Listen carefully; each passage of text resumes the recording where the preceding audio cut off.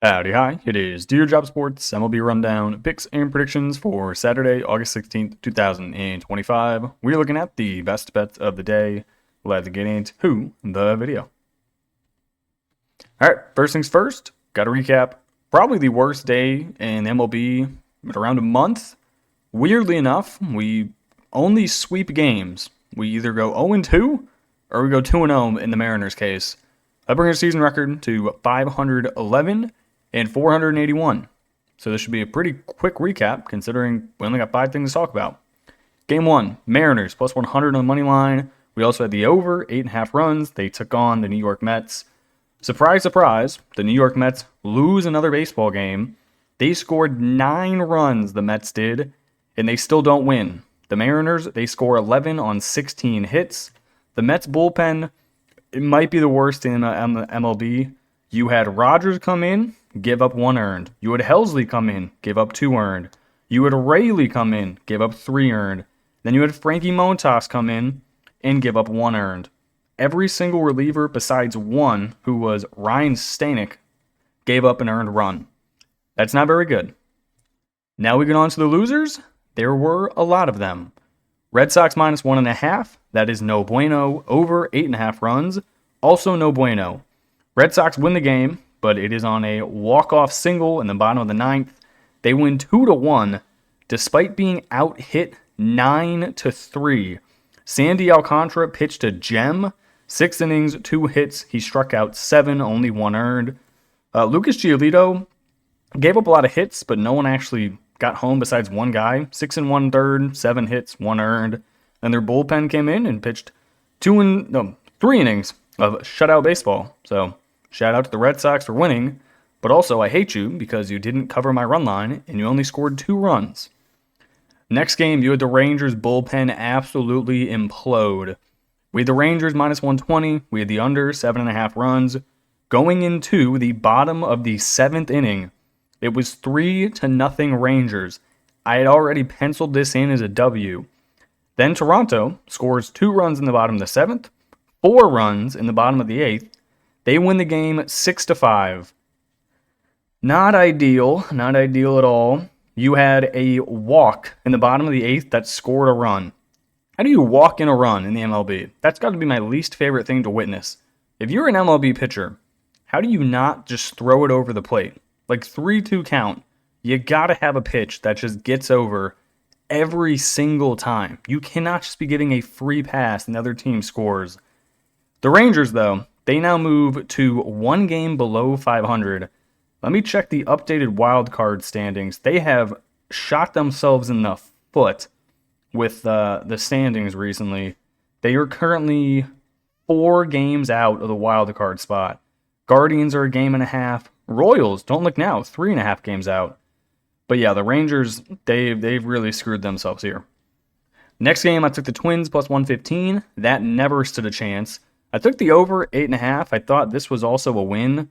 The Tigers were up 7-0 in the top of the 3rd inning. 7-0. Then that was the final score. There was not a single run scored in the final 6 innings of baseball. Not one of them. Twins only managed 2 hits against Charlie Morton. 6 innings pitched, 2 hits, 5 strikeouts. Then they get 3 shutout innings from their bullpen. Not a fun day to be a Twins fan. Not a fun day to be me, who lost all the overs besides 1. And finally, we had the Cardinals plus 115 and the over of 8.5 runs. They let Luis Hill look really good. 5 innings pitched, only gave up 4 and 1 earned. Then they let the Yankees bullpen look fantastic. Leiter, Duvall, Weaver, and Bednar. They all pitched really well. The only one who gave up runs was Duvall. Are we surprised? No, not really. But they get the win. 4-3 was the final score. Another game I was hoping to get the over on. There was 13 hits. You would assume with the amount of bats they have in the lineup, they'd be able to hit some dingers. No dingers. Actually, I lied. There was 1 dinger. It was a Jazz Chisholm 2-run home run, which scored Ben Rice. But that was it. 4-3 final score. That is how we go 2-8. Existence is pain.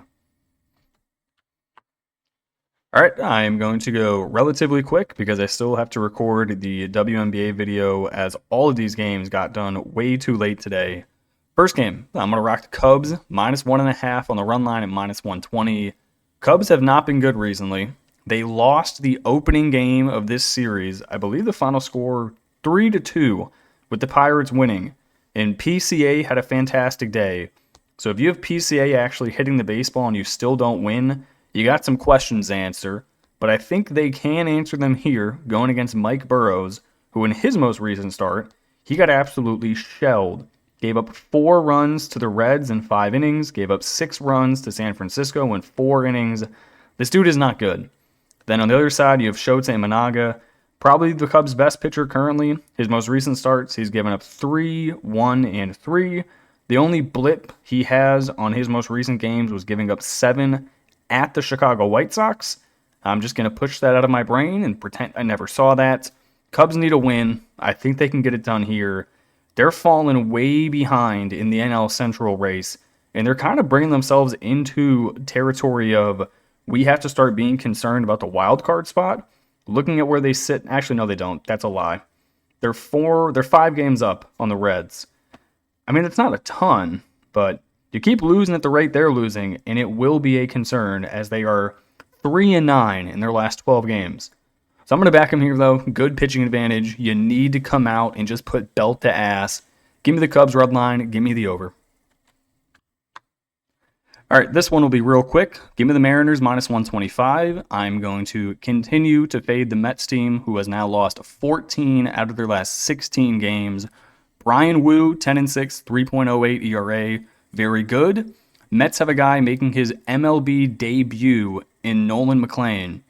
So you're telling me you want me to take them at +100 when they've lost 14 out of 16 with an MLB debut pitcher? No thank you. Give me the Mariners. Give me the over. Next game, another one that should be pretty easy. Brewers, -1.5 at +125. Also going to take the over of 9 runs. Brewers have now won 13 games in a row. At one point in the game they won today, 10-8, they were down 8-1. They came back to win. They had 17 hits. Every single person in their lineup is a god. Every single person had at least one hit besides their new, just called up center fielder, Stuart Baroa. He's the only guy who didn't have a hit. Sal had 2, Joey Ortiz had 2, Contreras had 1, Christian Yelich went 4 for 5, Andrew Vaughn had 2, Durbin had 2, Bryce Terang had 2, and then Lockridge had 3. This is a disgusting lineup. Everyone can hit the baseball. It is gross. Given the Brewers -1.5, I'm going to continue to take them to win baseball games. Next one, this one's not the most appealing, but I really do not think Michael Lorenzen should be a -175 favorite at home with a 5-8 record and a 4.61 ERA. So give me the White Sox +140. Give me the under 9.5 runs. Sean Burke is actually one of the few bright spots that this White Sox team has on their lineup. 4-9 with a 4.26 ERA. And believe it or not, this White Sox team has actually been hitting the baseball better recently. In their last 2 games, you don't want to look, as they lost the first game of the series 3-1. They lost against the Tigers 1-0. But the previous games, they scored 6, 1, 6, 3, 5, 3, 6, 3, 5. They've been kind of hitting the baseball. They've called up a few prospects, such as Colson Montgomery, who turns out isn't that bad. You still have Miguel Vargas. Luis Roberts is on the team. Chase Meadroth isn't awful. I mean, you have guys. You just have to put it together and actually care about playing. But I really just don't want to lay -175 with Lorenzen at home. He's not good. This Royals team is very inconsistent. I would like you to take a gander at the bottom of the lineup. Jonathan India hitting 7th today. That is your old leadoff guy hitting 7th. Not to mention Nick Lofting hitting 202. Why are you in the lineup, buddy? What are you doing? Give me the White Sox. Give me the under. Final game here, I'm going to take the Giants -125 at home. Also going to rock the over of 8.5 runs. Adrian Hauser, 6-4, 2.84 ERA. Justin Verlander going for the Giants, 1-9 with a 4.53 ERA. Not ideal at all, but I think this is a good spot for him. This Tampa Bay team hasn't really been the most consistent recently. They are 3-7 in their last 10 games. As I record this video, game 1 of this series, current score is Giants 6, Tampa Bay 3, with bases loaded in the top of the 4th. So I don't know how that one's going to go. This Giants team, though, they haven't been great recently. Obviously, they've struggled. I'm pretty sure they just got swept at the Padres. Yeah, prior to the game today, they have lost 5 in a row. They need to win this series. That's really the only reason I'm backing them. If you want any chance of doing anything in the NL wildcard race, you got to start winning games. If you can sweep the Rays at home, you then get another crack at the Padres for 4. Then you go, God, their schedule is brutal. They go this series, 4 games at the Padres, 3 games at the Brewers, 3 games versus the Cubs. That's got to be the gnarliest stretch I've seen in baseball in a while. Anyway, I'm going to take them here. If you can't win this series, you're never winning again. Give me the Giants. Give me the over. And that's it.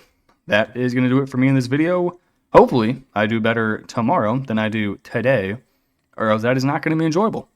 All right, I appreciate you guys watching and tuning in, and I will catch you in the next one. Peace.